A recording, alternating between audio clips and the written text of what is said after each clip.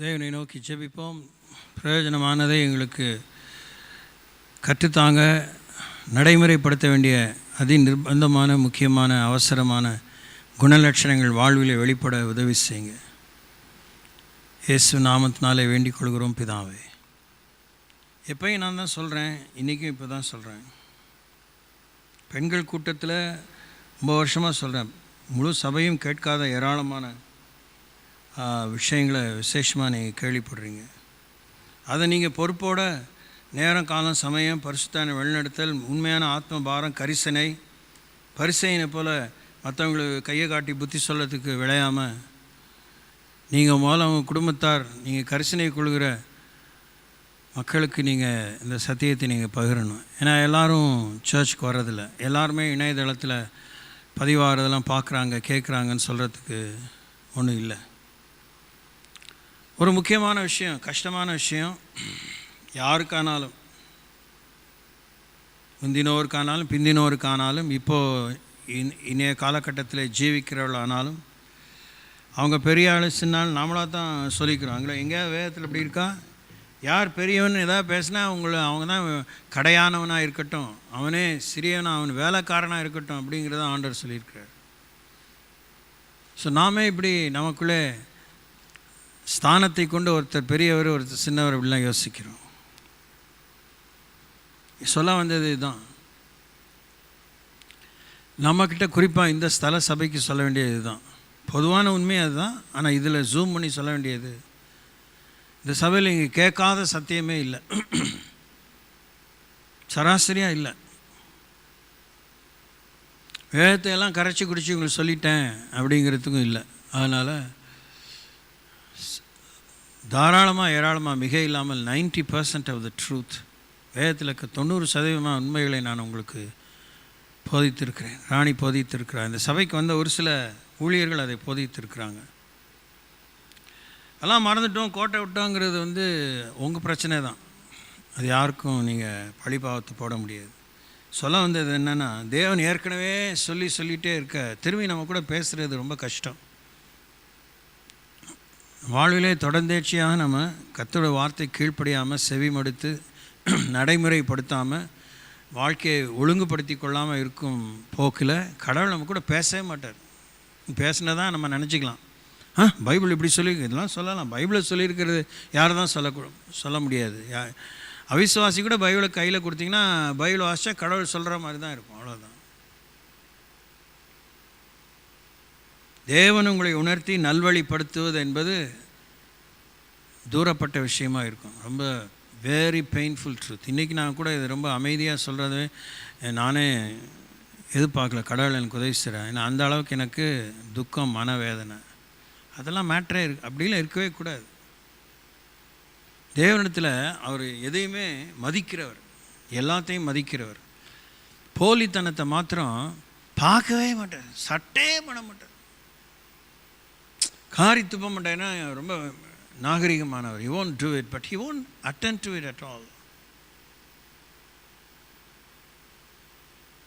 10 கனிகளை பற்றி நேற்று ஒரு காரியம் வாசித்தேன். நான் இன்னும் கொஞ்சம் கிரகிச்சிக்கணும், பிற்பாட நான் உங்களுக்கு சொல்கிறேன். அதில் ஒரே ஒரு கோடு காமிக்கிறது, நான் உங்களை அறியேங்கிறார். ரொம்ப ரொம்ப மகா வேதனைக்குரிய கொடிய வேதனைக்குரிய ஒரு விஷயம். சரீர துன்புறுத்தல் கொடூரமான ஈன செயலை விட கர்த்தர் நம்மளை தெரியாதுன்னு சொன்னால் அதை விட அதுக்கப்புறம் மேலே ஒன்றும் சொல்கிறதுக்கே இல்லை. ஆனால் தேவன் உங்களோடு கூட என்ன பேசுவார்? நீங்கள் ஒரு ஊழியர் மூலமாக பேச முடியலன்னா, இது என்னுடைய ஸ்ட்ரகிள், நான் ஒவ்வொரு விஷயத்துலையும் சொல்லிட்டு தான் ஒத்துக்கிட்டு தான் உங்களுக்கு சொல்கிறேன். என்னுடைய ஸ்ட்ரகிளாக இது இருக்கக்கூடாதுங்கிறது என்னுடைய பெரிய விருப்பம். ஆனாலும் தேவன் சொல்கிறத நான் முடிஞ்ச அளவுக்கு சொல்கிறேன். சில விஷயங்களே கொஞ்சம் தயக்கம் இருக்கத்தான் செய்யுது. அது மேட்டர் இல்லை. எப்பொருள் யார் யார் வாய் கேட்பினும் அப்பொருள் மெய்ப்பொருள் காண்பது அறிவு. நாம் ஒரே ஒரு நாள் உதாரணத்துக்காக கடவுளுக்காக நான் வாழப்போகிறேன் என்று நாம் தீர்மானித்து கொண்டோமானால், அந்த 24 மணி நேரம் கொண்ட ஒரு நாளிலே நாம் தேவனுடைய நாமத்தை எவ்வளவு அவமதிக்கிறோம், எவ்வளோ வியர்த்தமாக வீணிலே வழங்குகிறோம், எவ்வளோ நினைக்காமல் போகிறோம், எப்படி நினைவிலேயே அவர் கலந்ததாகவும் நினைவில் இல்லாததாகவும் ஊர் மேயிறோம், மனம் மேயுது. இப்படிலாம் நீங்கள் பார்த்தீங்கன்னா பகீர்னு ஆயிரும். அது ஒன்றும் பெரிய ஆச்சரியம் இல்லை. இருந்தாலும் ஏன்னா நம்ம வாழ்வில் சரியான ஆயத்தம் இல்லை. we are not prepared. இப்போ நீங்கள் என்கிட்ட நான் ஆயத்தமாக இருக்கேன்னு சொல்கிறதில் நான் என்ன செய்ய முடியும்னு நினைக்கிறீங்க? ஒன்றும் செய்ய முடியாது. ஆமாம், நீங்கள் ஆயத்தமாக இருக்கீங்க, ரொம்ப சந்தோஷம், வந்துடுங்க. பறந்து போகும்போது அப்படி சைடில் பார்த்தா நீங்களும் பறந்து வரீங்கிற இருக்கட்டும் அப்படிங்கிற மாதிரி தான் ஒருத்தருக்கு ஒருத்தர் சொல்லிக்கலாம். பாஸ்டரோ விசுவாசியோ பாஸ்டரோ எனிபடி. ஆனால் மெய்யான ஆயத்தம் இருக்கா? Are we prepared? நம்பிக்கை இருக்குது. கர்த்தர் எடுத்துக்குவார், சொல்லியிருக்கிறார், வாக்குத்தத்தம் பண்ணியிருக்கிறாரு. அவர் உண்மையுள்ளவராக இருக்கு. அவர் உண்மையுள்ளவராக தான் இருக்கிறாரு. நாம் உண்மை இல்லாதவர்களாக இருந்தால் அவர் உண்மையுள்ளவராக தான் இருக்கிறாரு.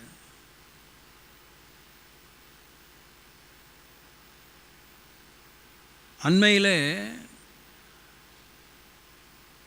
quite some months, சில மாதங்கள் அளவாக என்னுடைய ஆய்விலே தியானத்தில் எனக்கு வேறு எதை புதுசாக உங்களுக்கு சொல்லணும்னு, புதுசாக பைபிளை ரொம்ப நாளாக படித்தா அதுவே புதுசாக தான் இருக்குது. அது மாதிரி இங்கே இதெல்லாம் சொல்லப்படாதது, இதெல்லாம் சொல்லணும் அப்படிங்கிற மாதிரி எனக்கு சொல்ல எதுவுமே தோணலை. ஏன்னா இந்த 3-4 மாதம் ஆய்வில் பார்க்கும்போது அடிக்கடி நான் சொல்கிறது போல் அரியஸ் பிள்ளைகளை படிப்பில் ஒரு பரீட்சை ஃபெயில் ஆகிட்டா அதை மாத்திரம் எழுதலாம் சொல்லக்கூடிய ஒரு சலுகை இந்த காலத்தில் பெற்றிருக்கிறோம். ஆனால் அந்த காலத்தில் இல்லை, வேத காலத்தில் இல்லை.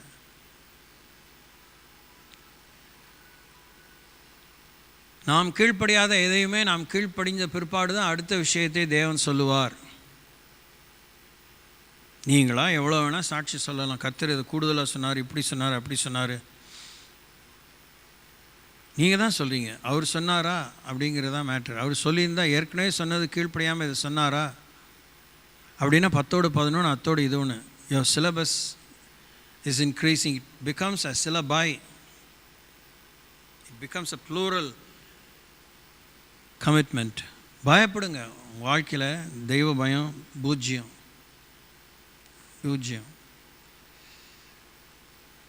உங்களுடைய ரட்சிப்பை பற்றி திரும்பி ஆய்வு செய்யுங்க. சந்தேகத்துக்காக இல்லை. உங்களோட ரட்சிப்பு உள்ளே ஏற்பட்டிருந்தால் புறம்பே அது வேலை செஞ்சிட்டே இருக்கும்.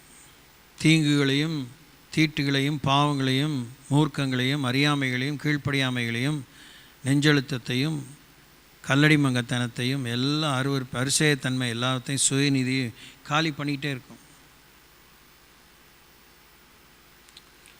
இதெல்லாம் நமக்கு பரிச்சயமான வேத வசனம். வெளிப்படுத்தின விசேஷம் 3:20. இதோ வாசற்படியில் தட்டுகிறேன், ஒருவன் சத்தத்தை கேட்டு கதவை திறந்தால் நான் உள்ளே பிரவேசித்து அவனோடு போஜனம் பண்ணுவேன், அவனும் என்னோட கூட போஜனம் பண்ணுவான். இது வழக்கமாக நம்ம நற்செய்தி வழங்கக்கூடிய ஒரு வாக்கியமாக எடுத்துக்கிறோம் நற்செய்தி நேரத்தில், ஆண்டவர் அறியாதவங்க. ஆனால் அதை பற்றி சரியாக மூல ஆய்வில் பார்க்கும்போது நமக்குள்ளே ஏற்கனவே சொந்தமாக்கி கொண்டு நமக்குள்ளே குடி கொண்டு இருக்கிற தேவனை நம்ம விரட்டிட்டோம்.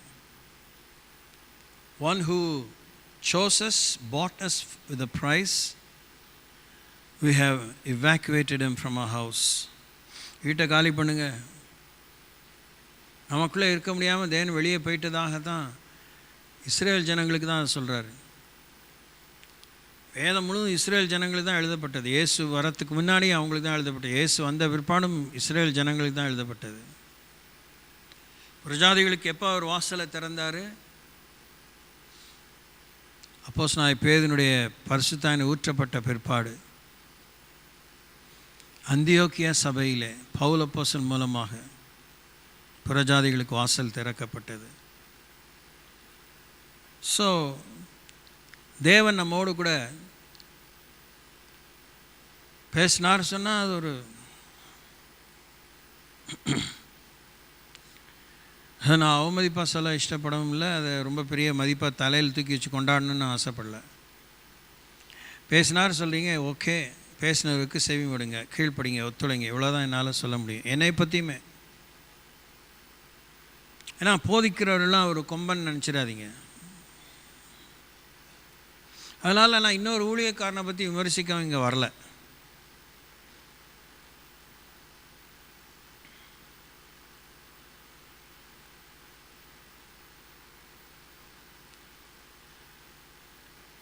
நீங்கள் கேட்ட அளவுக்கான சத்தியம் அதையுமே 1லேருந்து 10 வச்சுக்கோங்க.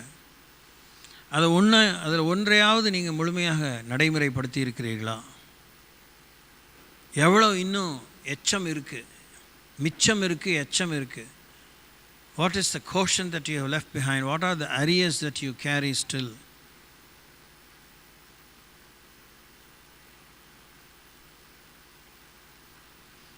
நாம் இந்த பூமியில் நோக்கத்தோடு படைக்கப்பட்டிருக்கோம், அனுப்பப்பட்டிருக்கோம். அதுலேருந்து அநேகரை ஆண்டவர் அழைக்க சித்தமாக இருக்கிறார். அவர்களெல்லாம் போய் அழைத்து இயேசு உங்களை நேசிக்கிறான்னு சொல்கிறதுக்கு தெரிந்து கொள்ளப்பட்ட சந்ததியாய், ராஜரிகமான ஆசாரிய கூட்டமாய், தேவனுடைய சொந்த ஜனமாய், பரிசுத்த ஜாதியாக இருக்கிறோம். இதை நாம் செய்து கொண்டே அவர்கள் உள்ளே வந்தாங்களா? அழைக்கப்பட்டவங்க பாத்திரவான்கள் ஆனார்களா? செவி மடுத்தார்களா? பந்தி திருமண பந்தியில் வந்து அமர்ந்தார்களா? ராஜா வீட்டு கல்யாணத்துக்கு வந்தாங்களா? நாமும் அங்கேருந்து விசாரணையில் பார்த்தோமா நம்ம அழைச்சவங்களாம் வந்திருக்காங்கன்னு. அழைக்கப்பட்டவர்கள் அநேகர், தெரிந்து கொள்ளப்பட்டவர்களோ சிலர். மேலும் மேலும் நாம் நிறைய ரகசியங்களை பார்க்கணும், கேட்கணும். பீராயிர புத்தி தான், அல்ப புத்தி தான், விழுந்து போன புத்தி தான். தேவன் வந்து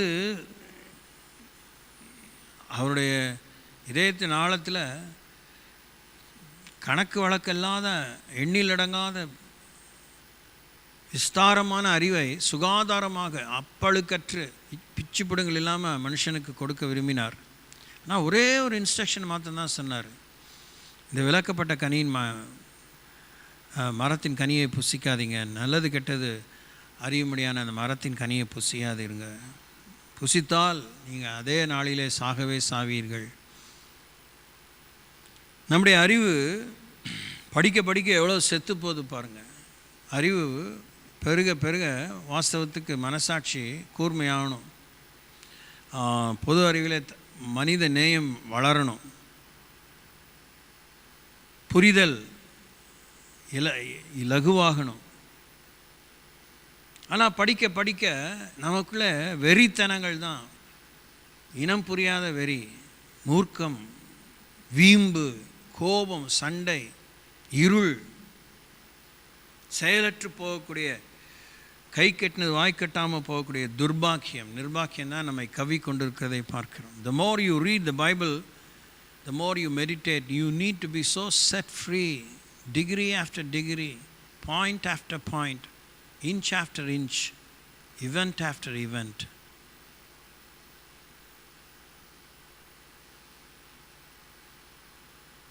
குடும்பத்தில் எவ்வளோ நெருக்கம் இருந்தாலும், துக்கம் இருந்தாலும், அடிவதை இருந்தாலும், ஏற்ற தாழ்வு இருந்தாலும், அநியாயமே இருந்தாலும், அந்த குடும்பம் சிதைஞ்சு போகாமல் இருக்கிறதுக்கு தேவன் அந்த குடும்பத்துக்கு விளக்காக மலையளவாக ஒரு பெண்ணை அனுப்பி தான் எதிர்பார்த்து நிற்கிறார். How the lady of the home will respond.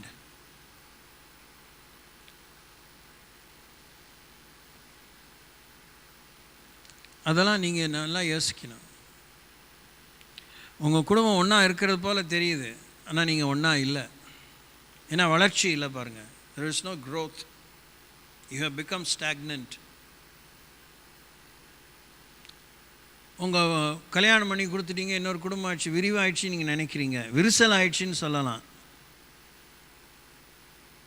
விரிவாச்சு, விரிவாகுகிற அந்த வேகத்தில் விரிசல் ஏற்பட்டுக்கிட்டே இருக்குது. Are you attending to such things? அதை பற்றி கவனம் செலுத்துறீங்களா? Spirit of independency sprouts. தாந்தோன்றித்தனம், தன்னாட்சி, சுயாட்சி தனிப்பட்ட மனுஷனுக்குள்ளேயுமே தீவிரித்து ஆடுகிறது. ஒரு செப்பரேட் யூனிட்டாக போனோன்னா we want to be all alone, we want to be autonomous. Autonomy is not God's plan. Independence is not God's plan. இல்லவே இல்லை. தேவன் நம்மை விடுதலை பண்ணுகிறார். சுதந்திரமாக முழு ஆத்மாவோடு, முழு சரீரத்தோடு, முழு உண்மையோடு, முழு பலத்தோடு அவரை சார்ந்து வாழ்வதற்கு நாம் தெரிந்து முன்வர வேண்டும். காதை பிடிச்சி திரிகி ஒழுங்காக என் கூட இருக்கிறியா, என்னை பின்பற்றியா இல்லையான்னு சொல்ல போகிறதே இல்லை. ஏன் நீங்கள் சொன்னால் குறைஞ்சா போயிடுவீங்க, உங்களுக்கு உரிமை கொடுத்துருக்கேன், இப்படிலாம் நம்ம பேசுகிறது கூட கேள்விப்படுறோம். உங்களுக்கு என்கிட்ட ரொம்ப உரிமை இருக்குது அப்படின்னு. இப்படி சொன்னோமே, அப்படி சொல்லிட்டோம். ஒருத்தர் வந்து திடீர்னு ஏதோ ஒரு சின்ன அளவில் உரிமையை ஏதாவது சொல்லிட்டேன், உரிமை இருக்குதுன்னு சொல்லிட்டா நீங்கள் இப்படி செய்வீங்களா, இப்படி சொல்லிடுவீங்களா, இப்படி நினச்சிடுவீங்களா? உடனே கொதித்து எழுந்து விடுவோம். நம்மளை உண்டாக்கின கர்த்தருக்கு நம்ம புத்தி தெரியாதா? ஏன் கடவுள் பேச மாட்டார், ஏன் பேசுறதில்ல? இன்னொன்று கேளுங்க, அதோட ஒட்டின விஷயம். தேவன் அப்படி பேசினதாக இருந்தாலும் உங்களுக்கு புரியாது. அப்புறம் ஏங்க அவர் பேசணும் நீங்கள் ஒத்த காலம் நின்ன மாதிரி இருந்தது, அதனால் அவர் பேசினார். நீங்கள் எப்பயுமே கேட்க காது இல்லாமல் அதை அடைச்சிக்கிட்டு இருந்ததுனால அவர் பேசினதும் உங்களுக்கு புரியாது. எல்லாமே வேதம்தான். எபிரேயர் நிருபத்தில் நீங்கள் வாசிக்கிறீங்க, ஏசாயாவில் வாசிக்கிறீங்க, எரேமியாவில் வாசிக்கிறீங்க, எசேக்கியேலில் வாசிக்கிறீங்க, மல்கியாவில் வாசிக்கிறீங்க. பழைய ஏற்பாட்டு காலத்தில் அந்த பஞ்சாமத்துலேயும் வாசிக்கிறீங்க. All the 5 books. ஸோ அவருக்கு நம்முடைய கேஸ் ஹிஸ்ட்ரி தெரியும். இதில் அவநம்பிக்கை கொள்வதற்கும் நம்பிக்கை கொள்வதற்குமான விஷயமே இல்லை. இதில் ஒத்துழைக்கிற விஷயத்தை பற்றி மாத்திரம்தான் நம்ம கவனம் செலுத்தணும். தேவன் சொன்னவைகளுக்கு நாம் ஒத்துழைத்தோமா? மரியாதை என்பது ஒத்துழைப்பது. எனக்கு வேதம் படிக்கிறது ரொம்ப பிடிக்கும், எனக்கு மனசு ஆறுதலாக இருக்கும். வேதம் ஆறுதலுக்காக கொடுக்கப்படலை, அறிவடைந்து செயல்படுவதற்காக கொடுக்கப்பட்டது. செயல்படும் பொழுது அதனுடைய பக்க விளைவு தான் ஆறுதல். when we obey, God comforts us, God consoles us. praise the Lord. செயல்படாமல் மொத்தையாக உட்காந்துக்கிட்டு கர்த்தருடைய வசனம் என்னை தேற்றிச்சு, ஆற்றிச்சு, தூக்கி சுமந்துச்சின்னு சொல்கிறதெல்லாம் அபத்தம், பெரிய பித்தலாட்டம்.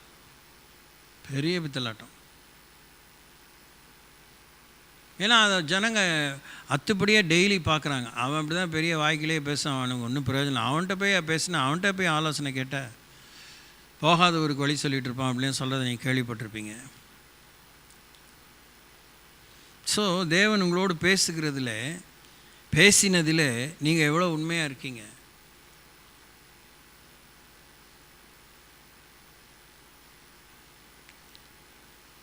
ஒருத்தர் வந்து ஸ்டாட்டிஸ்டிக்கலாக குறிப்பெடுத்து, எண் குறிப்பு, சொல் குறிப்பு, நிகழ்வு குறிப்பு இதெல்லாம் எடுத்து கர்த்தருடைய சபை பரலோகத்துக்கு போகுமா இல்லையா என்பதை பற்றி விகிதாச்சாரத்தை சொல்லியிருக்கிறார்.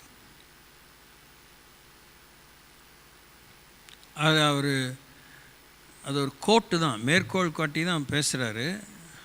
அதிலேயே அவர் அந்த அளவுக்கு சொல்கிறார். நான் முழுசாக என்னுடைய விஷயங்களை சொல்லலை, அதை குறித்த ஒரு புத்தகம் எழுதியிருக்கிறாரு.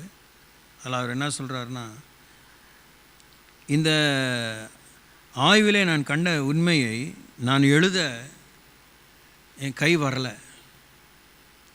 என் மனதில் ஒரு தயக்கம், துக்கம், வேதனை, கலக்கம், அதிர்ச்சி.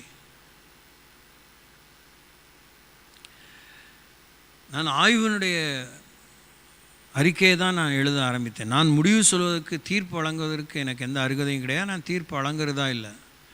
இந்த அறிக்கையே நான் இந்த அளவுக்கு நான் கண்ட அளவுக்கு வேதத்தில் இந்த உண்மை எழுதுவதே ஒரு தீர்ப்பாக மாறிவிடுமோ என்கிற தயக்கத்தாலே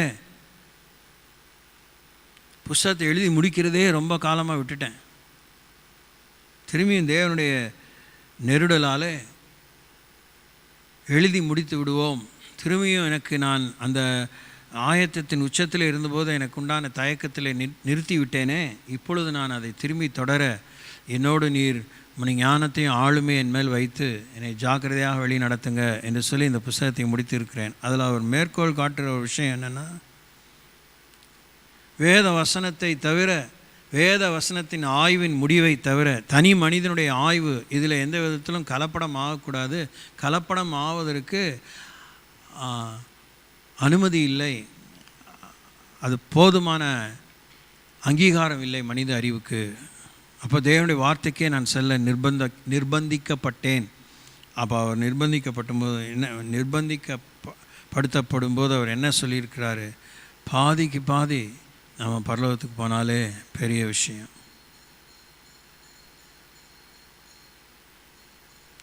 இது அவர் சொன்ன மாதிரியே தான் நான் சொல்ல இஷ்டப்படுறேன். இது தீர்ப்புன்னு நீங்கள் எடுத்துக்க வேண்டாம். ஆனால் இது ஆய்வின் உண்மை. இப்போ ஃபார் எக்ஸாம்பிள் இது இப்படி தான் நம்ம எடுத்துக்கிட்டு இன்னமும் கூட அவர் கேர்லெஸ்ஸாக வாழ்கிறோம். இதெல்லாம் நமக்கு பழகி போன ஒரு விஷயம். இந்த மருத்துவத்தில் ஸ்கேன் ரிப்போர்ட் இப்போல்லாம் எவ்வளோ ஹைடெக்காக நம்முடைய நோய்களெல்லாம் வெவ்வேறு விதமான ஸ்கேன்ஸ் அப்படியே படம் பிடித்து காண்பிக்கிறது, பர்சன்டேஜஸ் அப்படி எடுத்து காமிக்கிறது. அதுவும் இந்த டெங்கி ஃபீவர் வரும்போது அந்த பிளாட்டிலெட்ஸ் குறையிறது, ஏறுறது எப்படி கணக்கு வாரியாக 12,07,813 கரெக்டாக சொல்லுது. இவ்வளோ தான் பிளாட்டிலெட்ஸ் இருக்குது, அது இவ்வளோவுக்கு இருக்கணும் அப்படின்னு சொல்லுது. அந்த அளவுக்கு ஒரு கம்ப்யூட்டர் நம்மளை வந்து ஆய்வு செய்யுது. அது உண்மையை தான், அதுக்கு என்ன கிடைச்சதோ அந்த உண்மையை சொல்லுது. அது நீ செத்து போயிடுவ, நீ வீணாக போயிடுவ, நீ தேரமாட்ட, நீ ஒழிஞ்ச அப்படிலாம் சொல்ல போகிறதில்ல. It only gives you the naked truth in the body, in the blood, in the bones, in the muscles, in the tissues, in the vitals. அதனால் அந்த காமிச்ச இன்ஸ்ட்ருமெண்ட்டை உடைக்கலாமா? ஹவு டேர் யூ, என்ன உனக்கு என்ன திமிரு சரீரத்தில் இருக்க இதை பற்றி இப்படி ஒரு நெகட்டிவ் ரிப்போர்ட் கொடுப்பேன்? அப்படி இன்ஸ்ட்ருமெண்ட்டை உடைச்சாலும் அது என்ன அழுவ போகுது? அதுக்கு ஒரு நஷ்டம் இல்லை, அதுக்கு ஒரு லாபம் இல்லை.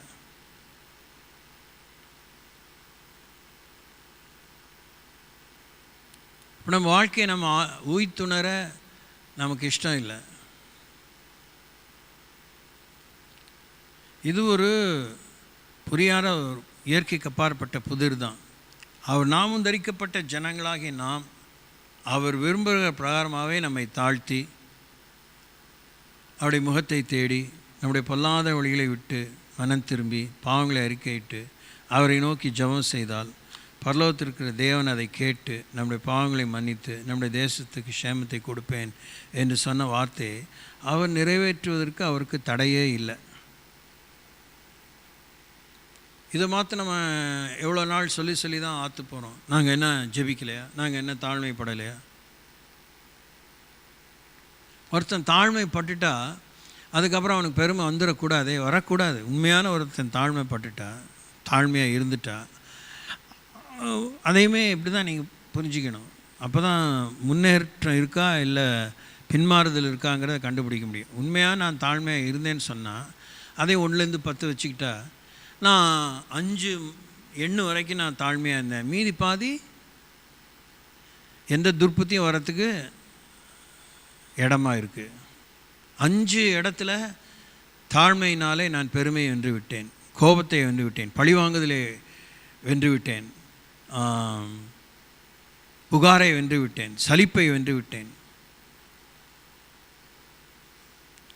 5 இடத்த எது நிரப்பி எனக்கு ஜெயத்தை கொடுக்குமோ அந்த அளவுக்கு தான் அந்த 5% இல்லை 50%, 10% 5% விஷயத்தில் எனக்கு அது உதவியாக இருக்க உண்மையாக இருந்தது. மீதி 5% இட்ஸ் எ கிரே ஏரியா.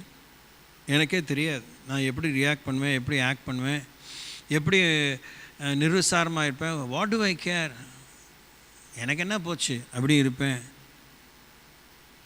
அதை தேவன் விரும்பலை. தேவன் நம்மிடத்தில் அந்த மனத்தாழ்மையை முழுமையாக எதிர்பார்க்கிறார். வாஸ்தவத்திற்கு இது என்னுடைய அபிப்பிராயம். இப்போ இது சொல்லிகிட்டே இருக்கும்போது எனக்கு ஏற்பட்ட அபிப்பிராயம். நாம் முழுமையாக தாழ்மை பெற்றால், தாழ்மை அடைந்து விட்டால், தாழ்த்தி கொண்டவர்கள் உண்மையானால், தேவன் நமக்குள்ளே ஏற்கனவே வந்து குடிகொள்கிறார். ஆளுமை ஆரம்பித்து விடுகிறது, ஆற்றல் வெளிப்படுகிறது, அரவணைப்பு ஏற்படுகிறது, பாதுகாவல் ஏற்படுகிறது, சேமம் ப்ராபப்ளி அது ஒரு ஊற்றாக இருந்தால் அது ஊற்று சால்கள்லாம் உடைந்து அது பொங்கி எழ ஆரம்பிக்கிறது. அதுக்கப்புறம் நம்ம இன்னும் மன்றாட்டெலாம் செய்யணும்னு அவசியம் இல்லை. ப்ளீஸ் இதெல்லாம் செய்யுங்க, அதெல்லாம் செய்யுங்க, இதை திறந்து விடுங்க, அதை மூடுங்க, இதெல்லாம் இன்ஸ்ட்ரக்ஷனே கொடுக்கணும். God has come into us. அப்போ நம்ம ஏராளமான இந்த அரியஸ் தொகைகள், எச்சங்கள், வினை எச்சம், பெயர் எச்சம், சொல் எச்சம் எல்லாம் அந்த அணில் குறித்த மாதிரி எல்லாம் கரண்டுன மாதிரி, எலி கரண்ட மாதிரி இருக்குது. நல்லா இருக்குமா? எலி கரண்ட தேங்காய் பார்த்தா எப்படி இருக்கும்? அது பல்லு பட்டாலே அது வாடை வந்துடும் இல்லையா? புரியுதா உங்களுக்கு? ஆனால் நமக்கு சிலிப்பிக்க தான் புத்தி வருமே ஒழிய, யாரை பார்த்து ஏங்கண்ணே, ஒன்றை பார்த்து தான் நீ சொல்லியிருக்கணும். அழகா பாரு ஐயா. ஆனால் நம்ம நினச்சிட்ருக்கோம் என்னமோ சாத்தாங்க மூஞ்சியில் கறி அப்பிட்டோன்னு. நம்ம தான் ஒரு பக்கம் கறி, ஒரு பக்கம் சதையாக இருக்குது. பட் ஆனால் வி ஆர் ஸோ உணர்வற்றவங்களாக இருக்கும், ஜடங்களாக இருக்கும், சூடு சொரணே இல்லை. காலங்காலமாக எவ்வளோ வசனங்கள், எப்பொருள் யார் யார் வாய் கேட்பினோம். எனக்கெல்லாம் நான் தெளிவாக தானே உங்களுக்கு சொல்லிகிட்ருக்கேன். பாஸ்டரை பிடிக்கலன்னா ஒன்றும் பிரச்சனையே இல்லை. யார் யார் மூலமாகவோ தேவன் உங்களோடு பேசுகிறார். இயற்கையின் மூலமாக பேசுகிறார், உங்கள் சொந்த வாழ்வின் மூலமாய் பேசுகிறார், உங்கள் சரீரத்தின் மூலமாய் பேசுகிறார், இயற்கையின் மூலமாய் பேசுகிறார். God speaks all the time through everybody and through everything. வீட்டுக்கு வந்துலாம் பேசுவார், படுக்கையில் உட்காந்து பேசுவார், டைனிங் டேபிளில் உட்காந்து பேசுவாருன்னு அப்படி நீங்களாம் ஒரு ப்ரோக்ராம் போட்டு வரலன்னு தீர்மானிக்க வேண்டாம். அவங்க வீட்டுக்கெலாம் போயிருக்காரா, அவங்க வீட்டுக்கு போயிருக்காரு, போக வேண்டியச்சு போயிருக்கா. உங்கள் வீட்டுக்கு வர வேண்டியதில்லை, வரல, அவ்வளோதான். இப்படி சொன்னாலும் உங்களுக்கு ஒரு மாய ரோஷந்தான் இருக்கும், எங்களை அப்படி திட்டாருன்னு. நல்ல மாட்டுக்கு ஒரு சூடு, நீங்கள் எரும மாடு அப்படின்னா பல தடவை சூடு வைக்கிறதுக்கு வருவாராக இருக்கும். நீங்கள் நல்ல மாடாக இருந்தால் ஒரு சொல்ல நீங்கள் சுதாரிச்சிருப்பீங்க. நீங்கள் நல்ல விசுவாசியாக இருந்தால் நல்ல மனுஷன் தன்னுடைய நல்ல இருதயத்திலிருந்து நல்ல பொக்கிஷங்களை எடுத்து கொடுப்பான்.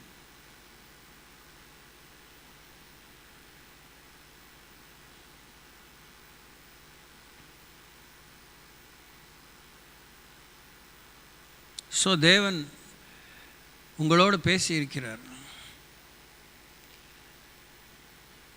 அதை ஷெல்ஃபில் வைப்போம்.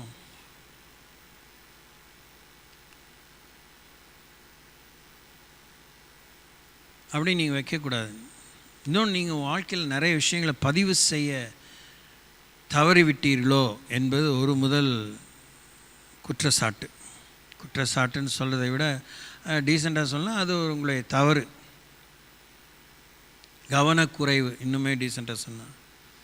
இரண்டாவது, நீங்கள் பதிவு செய்யலை. பதிவு செய்கிறதுக்கு நீங்கள் சோம்பேறித்தனப்பட்டீங்க. அதெல்லாம் பதிவு பண்ணியாச்சு, எனக்கு பளிச்சுன்னு ஞாபகம் வந்துடும். என்னுடைய ஞாபக சக்தி வந்து பச்சை மரத்தில் பதிஞ்ச ஆணி மாதிரி இப்படி ஏதாவது சொல்லி அதை தான் சொல்லிட்டு இருப்பீங்களே. என்ன சொன்னாருங்க தெரியும்? எனக்கு தெரியுமே. என்ன தெரியும் சொல்லுங்கன்னா, இல்லை நீங்கள் சொல்லுங்கள், ஒரு சின்ன ஒரு க்ளூ கொடுங்கம்மா.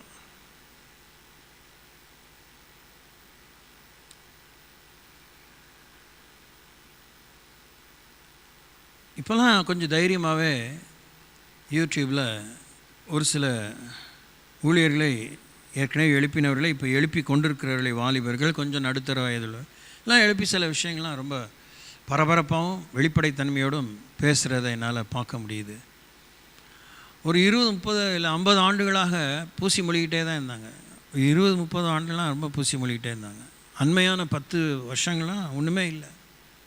ஆனால் இப்போ எல்லாத்தையும் தைரியமாக சொல்ல ஆரம்பிக்கிறாங்க. நான் ஒன்று சொல்கிறேன்,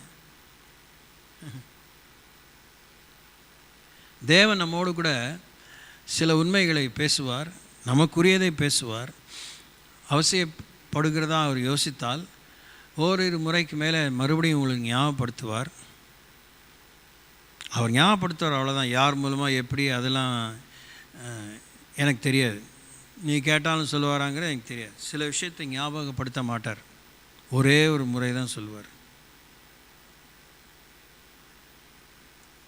உங்களால் ஏற்றுக்கவே முடியாது. நீங்கள் ஒத்த காலில் என்ன 10 காலில் நின்னாலும் he is not going to come by your way.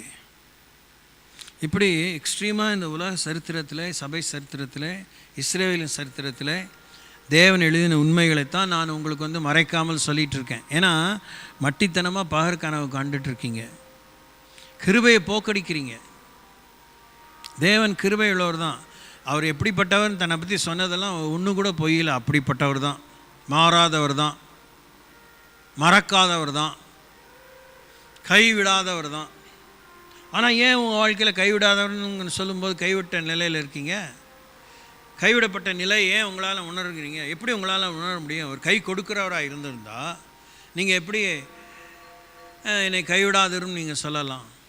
நமக்கு ஒரு பங்கம் ஏற்பட்டால் தானே நம்ம அந்த விஷயத்தை கொண்டு போய் இந்த பிரச்சனையை தீர்த்து வையும், இந்த தேவையை சந்தியும், பூர்த்தி செய்யும், இந்த கஷ்டத்திலேருந்து விடுதலை செய்யும், இந்த தீமை என்னை அணுகாமல் பாதுகாத்தன்னு சொல்லலாம். நீங்கள் ஏற்கனவே உங்களுக்கு ஆண்டவர் பாதுகாவலாக இருக்கும்போது கர்த்தருடைய நாமம் பலத்த துருகம், நீதிமான் அதற்குள் ஓடி சுகமாக இருப்பான்னு சொன்ன ஒருபாடு எங்கே சுகக்கேடு? எப்படி சுகக்கேடு வரலாம்? நீங்கள் கர்த்தருடைய நாமத்துக்குள்ளே இருக்கும்போது பலத்த கோட்டைக்குள்ளே இருக்கீங்க, அரணுக்குள்ளே இருக்கீங்க. எப்படி உங்களை நோக்கி உங்களை சுற்றி ஒரு தாக்குதல் வரலாம்? அப்படியே வந்தாலும் சாத்தான் தாக்கினால் கர்த்தருடைய கோட்டையை வீழ்த்தி விடுவானா? இயேசு அதை பற்றி சொல்லவில்லையா? என் வார்த்தைகளை கேட்டு அதன்படி செய்கிறவனை நான் புத்தியுள்ள மனுஷனுக்கு ஒப்பிடுவேன். அவன் கண்மலையின் மேல் தன் வீட்டை கட்டியிருக்கிறான். பெருமழை பெய்யும், பெருங்காற்றடிக்கும், பெரும் வெள்ளம் வரும், அந்த வீட்டின் மேல் மோதியும் அது விழவில்லை, ஏனெனில் அது கண்மலையின் மேல் கட்டப்பட்டது. இன்னொரு மனுஷன் கர்த்தருடைய வார்த்தையை கேட்டு அதன்படி நடக்காதவனை புத்தி இல்லாத மனுஷனுக்கு ஒப்பிடுகிறேன். அந்த வீட்டையும் இந்த பேரிடர்கள் சந்தித்தன. அந்த வீட்டின் மேல் மோதின போது அந்த வீடு எழுதி விழுந்தது. ஏனென்றால் அவன் புத்தி இல்லாதவன், கேட்டபடி செய்யாதவன். இதுக்கு என்ன பெரிய பகுத்தறிவும் வெளிப்பாடும் தரிசனங்களும் தேவை? நாம் கேட்குற வார்த்தைகளுக்கு கீழ்ப்படுகிறோமா இல்லையாங்கிற உண்மை யாருக்கு தான் முதல்ல தெரியும்? நமக்கு தான் தெரியும். சொன்னவருக்கு தெரியும். என்ன தெரியும் அவருக்கு? இன்னாருக்கு சொன்னேன், இவ்வளோ சொன்னேன், இன்ன விதமாக சொன்னேன், இன்ன காரியத்துக்காக சொன்னேன், இன்ன நேரத்தில் சொன்னேன், இன்ன தேதியில் சொன்னேன், இந்த கிழமையில் சொன்னேன், காலை மாலை மதியம் இரவு இந்த 4 ஜாமங்களில் இந்த ஜாமத்தில் சொன்னேன். அவ்வளோதான் அவருக்கு தெரியும். சராசரியான அளவுக்கு சற்று அதிகமாகவே கூடுதலாக அவருக்கு தெரியறதுக்கு வாய்ப்பு இருக்குது. சொன்னால் அவன் கேட்பான், கேட்க மாட்டான்னு. ஆனாலும் சொல்லப்பட வேண்டி இருந்ததே, அதனாலே சொல்கிறாரு. நாம் கேட்போம் கேட்க மாட்டோங்க கர்த்தருக்கு தெரியாதா அப்படின்னு நம்ம பேசிக்கிறோம்ல. அதான் சொன்னால் நான் தான் கேட்க மாட்டேன்னு தெரியல, ஏன் எனக்கு இதை கொடுக்குறாரு? உனக்காக தான் இதை படைத்தாரு, அதனால் உனக்காக கொடுக்குறாரு.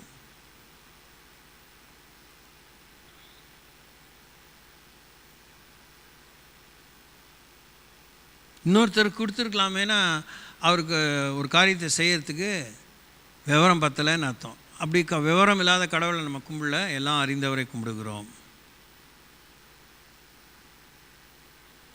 அப்போது தேவைப்படுகிற ஒத்துழைப்பு, கீழ்ப்படிதல், விட்டு கொடுத்தல், பிரயாசப்படுதல், தேடுதல், நிலைத்திருத்தல்,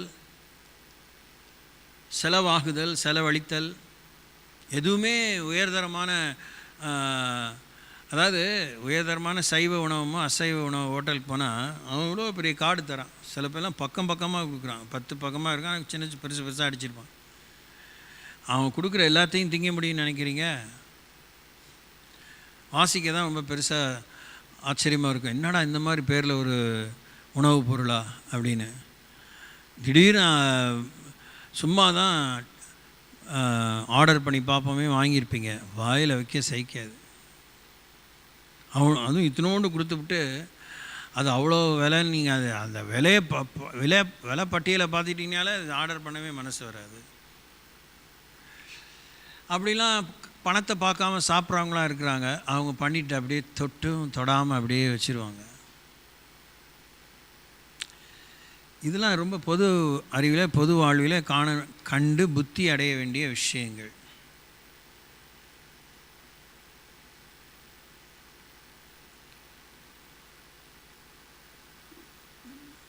நான் எங்கள் வீட்டில் டிவி இருந்த காலத்தில் 20 some years முன்னாடி, அப்போ இந்த மாதிரி சேனல், இந்த குக்கிங் குவிசிங்கிறாங்களே, பலவிதமான உணவு அந்த மாதிரி தயாரிப்பது, இந்த animal planet, national geographic, history channel, இதெல்லாம் தான் ஜாஸ்தி பார்ப்பேன். அப்புறம் இந்த விளையாட்டுக்காக கிரிக்கெட் வந்தான். அந்த மாதிரி எல்லாம் பார்க்கும்போது அந்த சமைக்கிறவங்க அதை பரிமாறும்போது பெரிய பெரிய ரெஸ்டாரண்ட்டில் சில பேர் வந்து ஸ்டிஃபாக பேசுவாங்க, மோசமாக கூட பேசுவாங்க. ஆனால் அவங்க சபலப்படாமல், இவங்க மூஞ்சி காமிக்காமல், காயம்தான், காயப்படுத்தணுன்னே காயப்படுத்தி தான் பேசுவாங்க. காயப்பட்டுட்டு, சார் இந்த உணவுப் பொருளுக்கு பேர் இது இந்த தேசத்தை சேர்ந்தது, இது இந்த முறையை சேர்ந்தது, இதோடைய டேஸ்ட் இப்படி தான் இருக்கணும்னு நியதி, இந்த வழியிலே வந்த அந்த மூத்த சமையற்காரர் நலன் அவங்க ஊரில் கருதப்படுகிற அவர் தயாரித்தது. இது எங்களுடைய இந்த மாதத்து இந்த வாரத்துடைய ஸ்பெஷாலிட்டியாக நாங்கள் கொடுத்துருக்குறோம். நீங்கள் கவனிச்சிருக்க மாட்டீங்க, நீங்கள் மெனு ஆர்டர் பண்ணும்போது அந்த மெனு கீழே சின்னதாக பிரிண்ட் ஆகிருக்கும் பாருங்கள். எங்கள் மெனுவை பற்றி நாங்கள் டிஸ்கிரைப் பண்ணியிருக்கோம். ஏன்னா வாய்க்குள்ளேயே இந்த பேர் நுழைய மாட்டேங்குது, இது என்ன தான் சொல்லுதுன்னு. அந்த ஜாப்பனீஸ் ஐட்டமாக இருந்தால் ஜப்பான் மொழியில் அந்த எழுத்தில் எழுதியிருக்கும், கீழே இங்கிலீஷில் எழுதியிருக்கும். நீங்கள் அதை வாசிக்கல sir, sorry. I cannot pay for. கீழே எழுதியிருப்பாங்க, food once served cannot be taken back. எல்லாம் யாருக்கும் தொந்தரவு கொடுக்காம அதெல்லாம் எப்படி நடக்கணும், எப்படி நடத்தணுங்கிறதெல்லாம் பார்த்து தான் இந்த ரெஸ்டாரண்ட் நடத்துகிறோம். அதனால் நீங்கள் என்கிட்ட ஒன்றும் பேச வேணாம், மேனேஜர் இருக்கிறாரு, அவர்கிட்ட பேசிக்கோங்க, முடிஞ்சிடுச்சு. அது பொம்பளை மெய்டாக இருந்தாலும், அது சில பெண்கள் சர்வ் பண்ணுவாங்க, அவங்களா இருந்தாலும் ஆம்பளைங்களாம், இதுதான் மேட்டர். இதை புரிஞ்சுக்கோங்க. கர்த்தர் நம்மளை வந்து கேவலப்படுத்தலை, கர்த்தர் நமக்கு துரோகம் பண்ணலை, கர்த்தர் நம்ம மேலே ஒன்றும் எரிஞ்சி விழலை, அவருக்கு ஒன்றும் ரோசம் பொத்துக்கிட்டு இதெல்லாம். நான் ஏற்கனவே என்னை பற்றி, நான் தயாரித்த என்னுடைய திட்டத்தை பற்றி, உனக்காக நான் ஆயத்தம் பண்ணின உன் வாழ்வின் பயண குறிப்புகளை பற்றி எழுதியிருக்கிறேன், சொல்லியிருக்கிறேன். அதை நீ வாசிக்க தவறினாய், ஏற்றுக்கொள்ள தவறினாய். நீ வீடை கட்டுறதுக்கு முன்னாடி கணக்கு போடல, எவ்வளோ செலவாகும். நீ யுத்தத்துக்கு போகிறதுக்கு முன்னாடி இராணுவம் எவ்வளோ பலமாக இருக்கா எல்லாம் பார்க்கல. போய் அடிபட்டுட்டு நட்டப்பட்டுட்டு வந்து என்கிட்ட குறை சொல்கிற. நீ அதை திரும்பி சரி பண்ணு, போய் ஒன்றும் பிரச்சனை இல்லை. 6 மாதத்தில் கட்டி முடிக்க வேண்டியதை 6 வருஷம் ஆனாலும் நேர்த்தியாக கட்டு, வர கட்டு, பணம் வர கட்டு, கடன் வாங்காதே. அவர் அளவுக்கு சொல்லத்தான் செய்கிறாரு.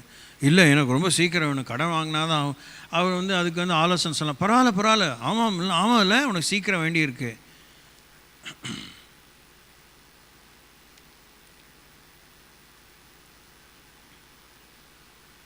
எவ்வளோ பரிட்சயமான வசனம். இதை மாற்ற நான் சொல்லி நான் முடிக்க விரும்புகிறேன். கர்த்தருக்கு காத்திருக்கிறவர்கள் புது பலன் அடைந்து கழுகு போல செட்டைகளை அடித்து உயர எழும்புவார்கள். அவர்கள் ஓடினால் இளைப்படையார்கள், நடந்தாலும் சோர்வுடையார்கள். மனப்பாடமாக தெரியுது பாருங்கள். கர்த்தருக்கு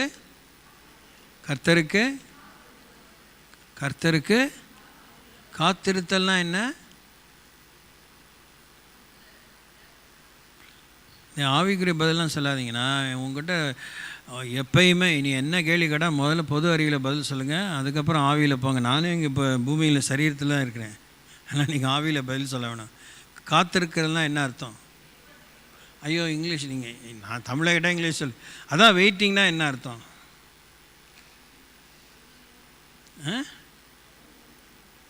பொறுமையாக நேரத்தை செலவழிக்கிறது இல்லையா? நேரம் செலவாகும்போது பொறுமாமல் இருக்கணும். பொறிஞ்சி தள்ளக்கூடாது. கால தாமதத்தை எதிர்பார்த்து ஆயத்தமாக இருக்கணும். கால தாமதம் வந்துட்டால் அதை ஏற்றுக்கணும். கால தாமதம் தான் அது சொல்லிட்டா வருது. 1 மணி நேரமாக காலதாமதம் ஆகணும். வரும் காலதாமதம்.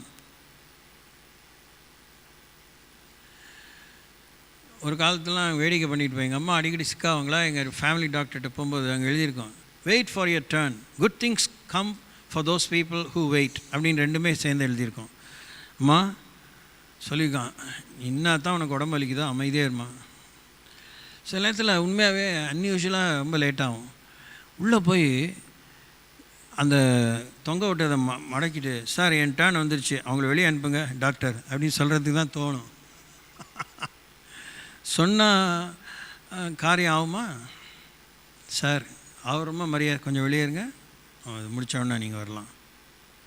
அப்படியே அவங்க முடிச்சு உள்ளே போனால் என்ன பண்ணுவார், உங்களுக்கு எதுக்கு அவசரம், உங்கள் வியாதியை போல தான் அவங்களுக்கு வியாதியுடைய சுகமாகத்துக்கு அவங்களுக்கு அவசரம், வாங்கி கட்டிக்கணும், சரியா?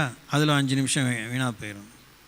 ஸோ காத்திருக்கிறவர்கள் நிறைய விஷயம் இருக்குது. அது நம்முடைய இப்போ சப்ஜெக்டில் நமக்கு ஒன்றும் தெரியாதெல்லாம் இல்லை. பெறுவதற்கு காத்திருக்கணும், வருவதற்கு காத்திருக்கணும், செயல்படுவதற்கு காத்திருக்கணும், செயல் ஆவதற்கு காத்திருக்கணும், வேண்டாம் அப்படின்னு சொல்கிறதுக்கு காத்திருக்கணும். இப்போ நான் ஒரு படிப்பு படிக்கிறேன். அந்த படிப்பில் அந்த அம்மா ஒரு நல்ல எக்ஸாம்பிள். நான் தான் இல்லையா, at the end of the day நான் என்னுடைய பழக்கத்தில் அது இந்த வெளிநாட்டு பெண், அதனால் கொரியன், அவங்ககிட்ட சொல்கிறேன், if you can respond as early as possible or at the earliest, உங்களால் எவ்வளோ சீக்கிரம் இதுக்கு விமர்சனம் கொடுக்க முடியுமோ கொடுக்கலாம், so that I can improve my project, my assignment அப்படின்னு எழுதுவேன். இதுதான் உச்சகட்டமான மரியாதையான ஒரு ரெஸ்பான்ஸ் அப்படிங்கிறது என்னுடைய அபிப்பிராயம். அந்த அம்மா சௌரியமாக 1 மாதம் ஈஸியாக 1 மாதம் எழுதினாலும், யோர் அசைன்மெண்ட் இஸ் ரிஜெக்டட். 1 மாதம் கழிச்சியாம்மா அது சொல்வேன். 2 நாள் கழித்து பார்த்துட்டு ஏற்றுக்கொள்ள பண்ண முடியாது, அது திருத்திட்டு எழுதுனா நான் இன்னும் என் நாட்கள் வீணாக இருக்காது, நான் திருத்தி எழுதியிருப்பேன் தான் என்னுடைய மனசு.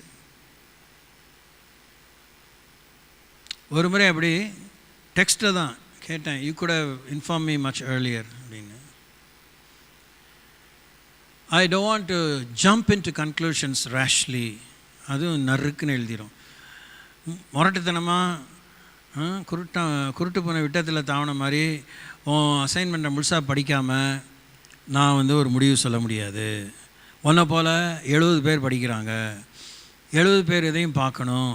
2 பேர் இல்லை 3 பேர் 4 பேர் 5 பேர் 10 பேர் சில நேரத்தில் ஒரே மாதிரி கருத்தாக தான் இருக்குது. யார் இதை சொன்னால் யார் அதை சொன்னால் அப்படின்னு யோசிக்க வேண்டியிருக்கு. அப்புறம் நீங்கள் பார்க்கலையா அப்படின்னு கேட்பீங்க. கண்ட கேள்விக்கு என்னால் பதில் சொல்ல முடியாது, சொல்லக்கூடாதுங்கிறதுக்காக தான் நான் பொறுமையாக படித்த அளவுக்கு இது சரியில்லை, இதை கொஞ்சம் சீர்திருத்தி எழுதலாம், you can improve on this, இது இன்சஃபிஷியன்ட், இது போதாது, விளக்கம் போதாது, இது தேவையில்லாத விளக்கம் இது இவ்வளோ சொல்லும். அது அப்போ மரமண்டைக்கு ஏறணும். அப்போ அந்த அம்மா இந்த படிச்சிருக்கு, சும்மா படிக்காமல் இது ஏற்றுக்கொள்ள முடியாதுன்னு ரிஜெக்ட் பண்ணல. அப்போ 2ஆம் முறை எழுதி கொடுத்தோடனே குட், அவ்வளோதான், நமக்கு போதும், ஓகே. ஸோ அதையுமே படிக்காமல் அது சொல்லியிருக்கிறதுக்கு வாய்ப்பு இல்லை, ஏன்னா அது படிப்பு சொல்லி கொடுக்குது.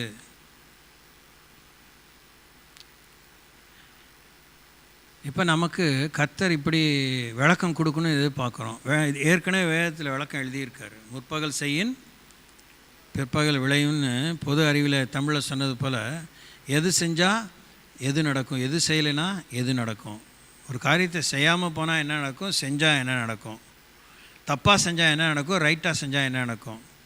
ஒரு காரியத்தை செய்ய வேண்டியது அவ்வளோதான், அதுக்கு பலாபலன் எதிர்பார்க்காத அப்படின்னு சொல்லியிருக்காரா இல்லையா? சொல்லியிருக்காரா இல்லையா? சொல்லியிருக்காரு. ஆக உங்களோடு தேவன் இன்றைக்கு எல்லாம் தெரிஞ்ச உண்மையை தான் திரும்பி சொல்லியிருக்கார். அதுவே நமக்கு ரொம்ப கஷ்டமாக இல்லை? ஆமாம், எனக்கு தெரிஞ்சதே திருப்பி சொல்லாதீங்க. அப்புறம் ஏன் என்னை சொல்ல வச்ச? உனக்கு தெரிஞ்சதையே நீ சீராக செஞ்சுருந்தா நான் ஏன் வந்து இது சீர்கேடு, இது சரியில்லை, திருத்திக்கன்னு சொல்ல போகிறேன்? இப்போ ஓட்டு போட்டோம், சும்மா ஐயோ பட்டனுக்கு வலிக்கும், மிஷினுக்கு வலிக்கணும், அது வந்துட்டேன். ஓட்டே இல்லைங்க, சத்தமே வரலங்க. 2வது தடவை போடக்கூடாது, கள்ள ஓட்டு. என்ன பண்ணுவோம் polling officer? Sorry ma'am, sorry sir, you cannot press the button again. அவ்வளோதான், போயிட்டே இருங்க. உன்னுடைய ஓட்டு உரிமை நீ அன்னைக்கு அந்த டைம் இழந்தா. எத்தனை வருஷத்துக்கு? அடுத்த 5 வருஷத்துக்கு. அது உள்ளாட்சி தேர்தலோ நாடாளுமன்ற தேர்தலோ. சட்டம் பேசிகிட்டு இருந்தால் அவங்களுக்கு நேரம் கிடைக்காது. அவர் தனியாக ஒருத்தர் விவரம் சொல்கிறவன்னு ஒருத்தர் இருப்பார், அவர்கிட்ட அனுப்பிடுவார். அவங்க எல்லாத்தையும் எடுத்து சொல்லுவாங்க. இப்போ நான் போட்டேன் அன்றைக்கி அந்த பூத்தில் அப்படி தான் ஒரு கிளவியம்மா அமுக்குனே உள்ளேயே போகல. அம்மா நீங்கள் வந்துடுங்க, நேரம் ஆச்சு, சத்தம் அமுக்கிட்டீங்க, லைட்டு மாத்திரம் வந்துருச்சு, முடிஞ்சிருச்சு, அவ்வளோதான். அது விழுந்ததே நாங்கள் இது ஓப்பனே பண்ணோம், இது சீல்டு. ரிசல்ட் வரும்போது அது எனக்கு தெரியாது, அந்த டீட்டெயில் எனக்கு தெரியாது. போய் நான் ஓட்டு விழிச்சா அவ்வளோ தான் கேட்க முடியாது. அவன் தான் அத்தனை தர நமக்கு இன்ஸ்ட்ரக்ஷன் அனுப்பிகிட்டே இருக்கான்ல, அமுக்குங்க. அந்த நீண்ட சத்தத்துக்கு பிற்பாடு அந்த இது விழுந்துச்சா, அவங்க ஓட்டு விழுந்துச்சா, ஒரு சின்ன ஒரு சைன் விழும், அதை பாருங்கள், அப்போ நிம்மதியாக போகலான்னு. கூட்டிகிட்டு வரவங்களும் அந்த அம்மாவுக்கு சொல்லியிருக்கணும். கண்களை மூடுவோம், தேவனை நோக்கி நினைவை திருப்புவோம், நிலை நிறுத்துவோம்.